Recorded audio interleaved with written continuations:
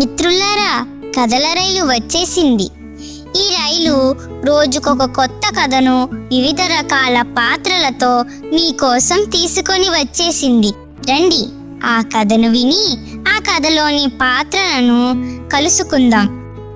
మరి మీరంతా సిద్ధమా? ఈరోజు యొక్క కథ పేరు ఇల్లు ఎలా నిర్మించబడ్డాయి. దీనిని మనోహర్ చమేలి రాశారు.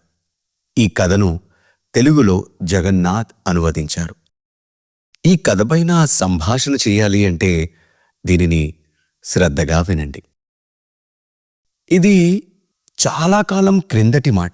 మట్టి ఒంటరిగా జీవించేది. మట్టికి స్నేహితులు ఎవరూ లేరు. ఒకరోజు ఇసుక ఎగిరి మట్టి దగ్గరకు చేరుకొని, "నువ్వు నా స్నేహితుడివి అవుతావా?" అని అడిగింది. అప్పుడు మట్టి, "ఎందుకు కాను? నువ్వు నాలాగే కనిపిస్తున్నావు కదా" అని అన్నది. ఇద్దరూ కలిసి నిప్పులో మండితే ఇటుకలు కాగలము అంది ఇసుక. ఇటుకగా మారితే ఏమవుతుంది అని మట్టి అడిగింది. ఇటుకగా మారడం ద్వారా మనం మానవులకు సహాయం చేయొచ్చు. అది ఎలా సాధ్యం అని మట్టి అడిగింది. ఎప్పుడైతే మనం నిప్పులో కాల్చబడతామో అప్పుడు ఇటుకగా తయారవుతాం. ఇటుక కలుపుతూ కడితే గోడ అవుతుంది, మరియు పైకప్పు కూడా తయారు చేయబడుతుంది. ఇల్లు తయారవుతుంది. దానివల్ల ఏం జరుగుతుంది అని మట్టి అడిగింది. ఇసుక మాట్లాడుతూ, ప్రజలు ఇళ్లలో జీవించగలరు, అదేవిధంగా మనకు కూడా ఇల్లు లభిస్తుంది అని చెప్పింది. ఇసుక మాటలు మట్టికి బాగా నచ్చాయి.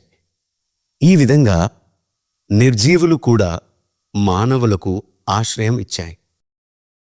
కథ చాలా బాగుంది కదా. ఈ కథ మీకు కూడా నచ్చింది అని ఆశిస్తున్నాం.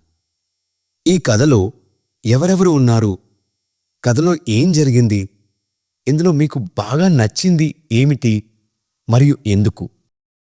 జంతువులు మరియు పక్షులు ఇల్లు మనుషుల ఇల్లు మాదిరిలానే ఉంటాయా లేదా వేరుగా ఉంటాయా? ఎలుకల ఇల్లు, సాలేడు ఇల్లు, పక్షి ఇల్లు, సింహాలు ఇలా మొదలైనవి. వాటి నివాసాలని కూడా ఇల్లు అని అంటారా లేక మరేదైనా అంటారా? వేరువేరు జంతువులు, పక్షులు పేర్లు మరియు వాటి ఇళ్ల గురించి ఆలోచించి వాటి జాబితాను తయారు చేసి వాటి ఇళ్ల చిత్రాలను కూడా గీయండి మరియు ఫోటో తీసి మాకు పంపండి. కొత్త కథతో రేపు మళ్ళీ కలుద్దాం.